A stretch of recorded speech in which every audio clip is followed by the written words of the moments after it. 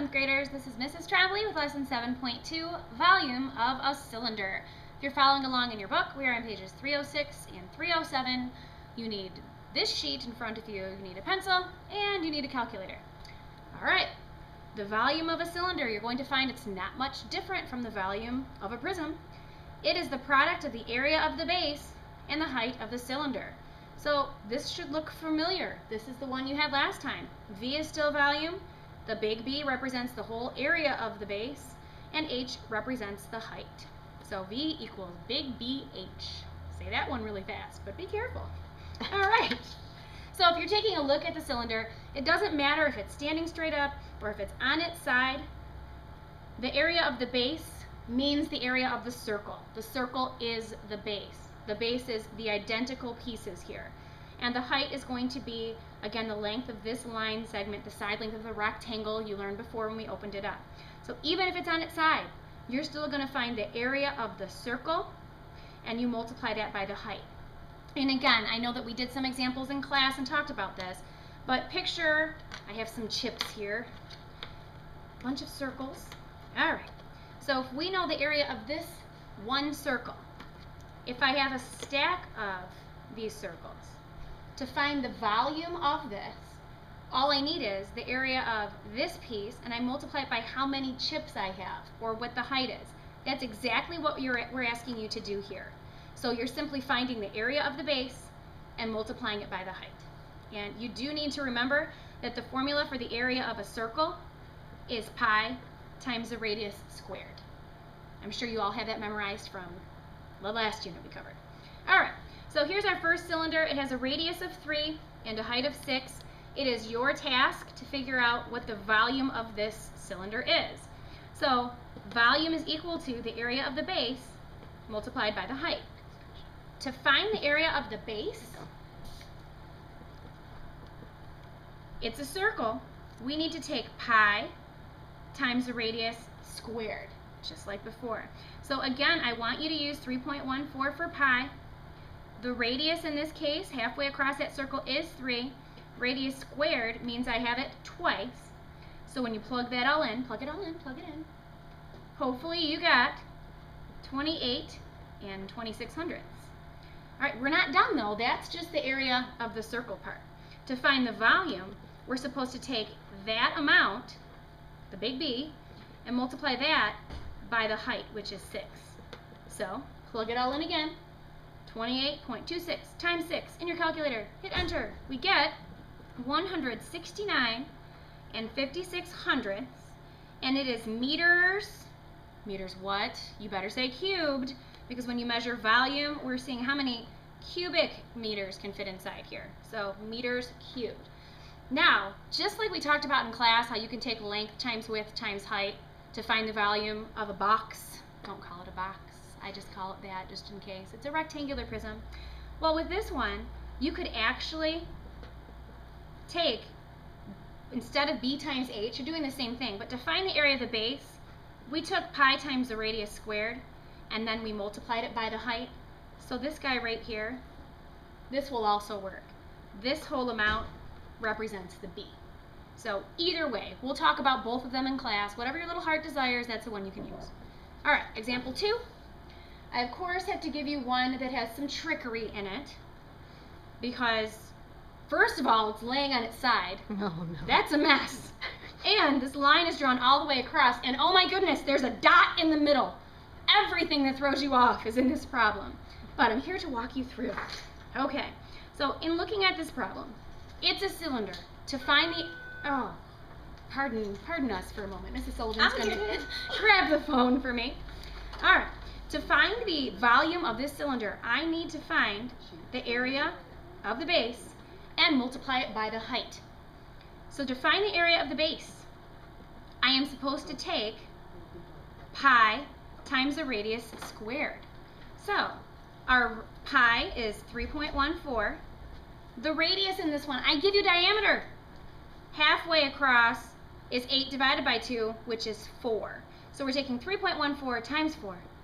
Times another 4. When you do that, you get 50.24. I hope that's what you got. we're not done. That's just the area of this piece. To find the total volume, we need to take the area of that piece, and we need to multiply that by the height, which I know it's on its side, but this is not the part of the circle, so that must mean it's the height. So 50.24 multiplied by 15, drum roll. What'd you get? What'd you get? What'd you get? Ooh, I hope you got 753.6 feet cubed. Not feet little 3, feet cubed. That's how we say it. Again, if you wanted to take pi times the radius squared and multiply that by the height, you'd get the same thing. You could try that really quick. Why don't you try that? Take 3.14 times 4 times 4 times 15. Type it all in. See what you get. Are you shocked that it's the same exact thing as that? They both work. It's whichever one you like the best. I think when you know it's the area of the base times the height, that works for all of them. Individual formulas are something that we memorize. We want you to understand, not just memorize. All right, moving along. Now, this is really a crazy example. I ask you to find the height of a cylinder. It's missing. You have to know what it is. This is a totally different kind of problem. But if you did your skill packet already, you are a pro at one-step equations, and that's really all you need to do here. So take a look. I have a diameter of 10 inches. I know that's not going to be useful to me because I need it as a radius. So I have a radius of 5 inches. I tell you that the total volume is 314 inches cubed, and we're looking for the height. So if you recall, the formula for the volume is the area of the base times the height. What we actually know right now, or what we can figure out what V is, and we can figure out what B is, and we'll just have one unknown variable, just like in a one-step equation. So I think our first step is to find B. Again, that large B, that means I want the area of the base. So to find the area of the base, we're going to take pi times the radius squared, or 3.14, not times 10 times 10, times 5 times 5. Now, when you do that, you should get, do it, 78.5. I know you're just sitting there waiting for me to write it down, but I can humor myself and pretend you're actually typing this in. All right, so now we know B, and we know what V is as well. So let's rewrite this. Volume equals BH. Volume is 314. B is 78.5. H is unknown. This should look really, really familiar to you right now. Haven't you been solving these all year long? We can solve for H. H is being multiplied by 78.5. In order to undo multiplication, we're going to divide. And whatever you do to one side, you need to do to the other. So 78.5 divided by 78.5 is 1. 1H is just H.